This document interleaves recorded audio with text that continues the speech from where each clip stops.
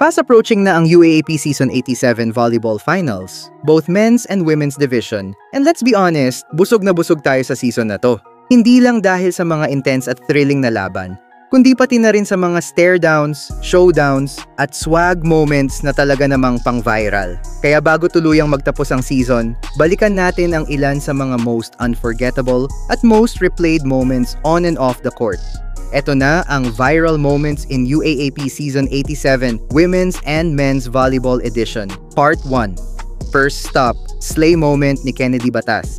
Sino bang makakalimot sa sassy stare-down ni Kennedy Batas ng Ateneo Blue Eagles kontra kay Rahim ng UP Fighting Maroons? Sa gitna ng isang intense rally, nagpakawala si Kennedy ng solidong block kay Rahim at hindi lang block ang naibigay niya, pati stare-down. Kaya ang fans sabay-sabay na nagsabi ng Slay Kennedy. Next, the unexpected swag queen, Alea Malaluan.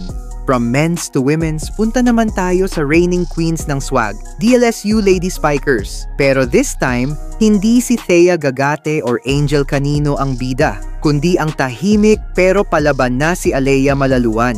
Known as one of the most demure players ng Lasal, ikinagulat ng lahat nang sumagot siya ng paswagger na pose matapos makapalo ng clean down the line hit kontra kay Faida Bacangke ng FEU. Ang dahilan, nauna kasing magpasiklab si Faida. Kaya nang makabawi si Alea, nag-megastar pose siya with hands on waist, a moment na tinawag ng fans na satisfyingly savage. Record-breaking rookie, Shayna Nitura's 38-point bomb. Pause muna tayo sa stare-downs. Let's talk history. UAAP Season 87 made headlines nang i-break ni Shayna Nitura ng Adamson ang long-standing record nina Alyssa Valdez at Cici Rondina. Yes, si Super Rookie ang may pinakamaraming puntos sa isang laro sa UAAP Women's Volleyball history with 38 big points. Nangyari ito sa laban kontra UP Lady Maroons. Though natalo pa rin ang Adamson, nag-iwan ng marka si Shayna pati na rin kay Alyssa Valdez, who praised the young star at sinabing bright ang future ng batang ito. And we agree.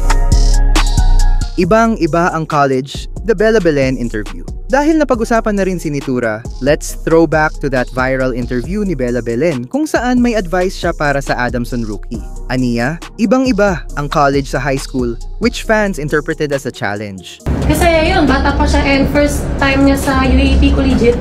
So, marami pa siyang pwedeng matutunan sa UAAP kasi magkaiba po yung college sa high school. Ang laki po ng difference nila. Pero guess what? Pinatunayan ni Nitura na kaya niya sa college scene, lalo na't pinangunahan niya ang Adamson sa isang upset win laban sa NU. Kaya ang eksena, parang silent comeback ni Nitura kay Ate Bella.